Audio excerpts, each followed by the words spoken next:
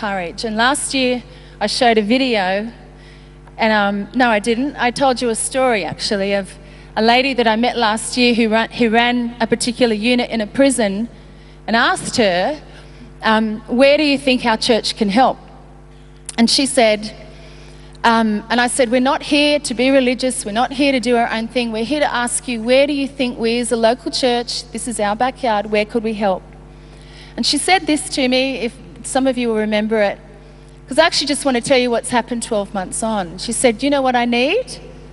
I need the guys in here to have good mates out there.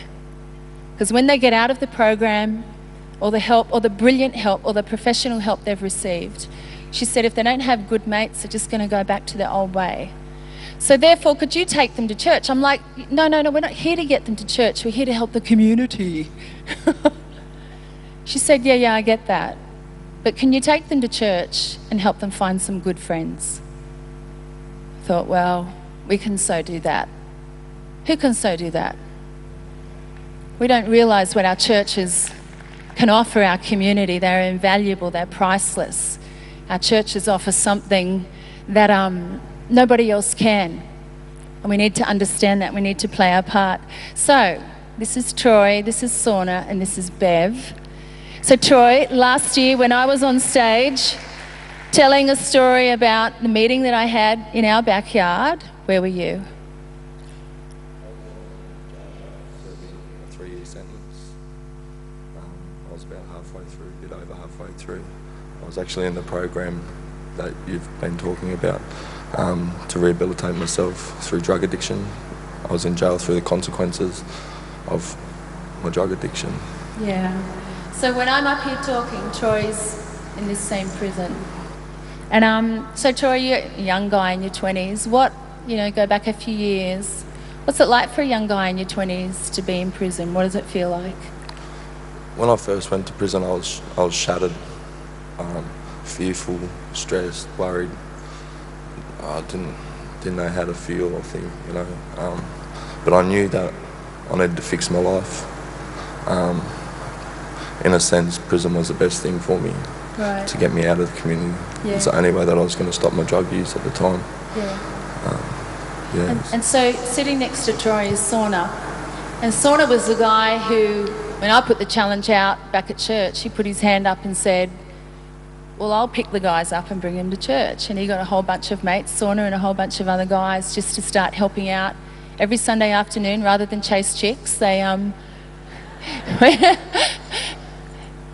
literally every week faithfully went and picked these guys up and brought them to church and hung out with them and didn't say hi, welcome to church, and leave them. So Troy, Sorna, and there's a whole bunch of great guys coming. What did that mean for you? Coming to church and these guys coming every week. It meant the whole world to me that there's someone out there that cares, that really actually cares, that doesn't even know me, that's not a family member of mine, that's never met me. And he'd be quite scared coming to a jail that he's... Well, you're bigger than him. Yeah. You're big, Sorna. You're a man. For someone to do that is... words can't explain, just the passion in someone to do that. I take my hat off for him, Yeah. And these guys, like being mates, how has that, bringing you to church, how has that affected your faith and your walk with God? And where would you be if you didn't know guys like Sorna? I would have been very lost for one, but Sorna has helped me that much. I owe him the world. He's brought me to God and pretty much changed my life, and now I'm willing to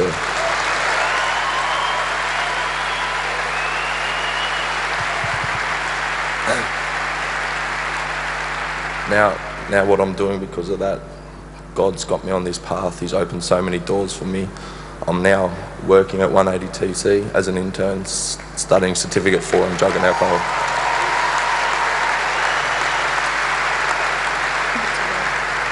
I just want to give you a hug, mate.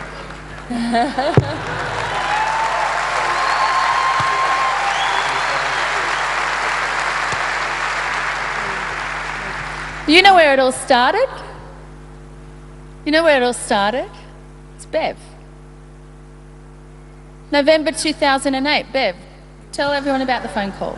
It was getting close to Christmas, and I was in church one Sunday morning and heard that there was a Christmas present drive that was going outreaching into the community, and I heard the word jail mentioned, and I thought, great, I'm going to connect Hillsong to our centre. I've worked in the prison system for many years, and there's lots of people with the same situation as Troy. They don't have family, they don't have anyone who visits or buys them presents or Easter eggs, so I just really felt that that connection would be a good one, and it's just produced so much fruit, and it's been amazing. So that's basically how it all started. And I've also been just amazed and so happy with the ongoing commitment from the church to the guys in our centre, and it's making so much difference. Many of them are coming to know God. They're just growing spiritually, and it's just a great step in their recovery. Thanks. So Bev makes a call and says, can you put us on your Christmas list? I go and meet Bev. I didn't know Bev. Bev sets up a meeting with the manager of this unit.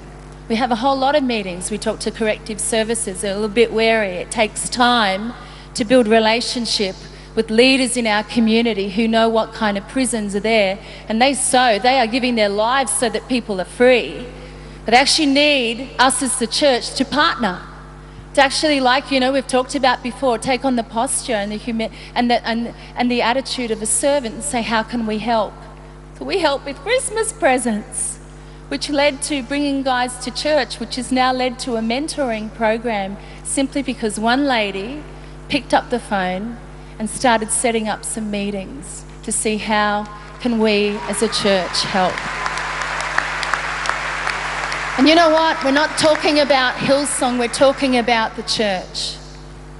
Most of us don't have fancy programs and a lot of money or much money at all.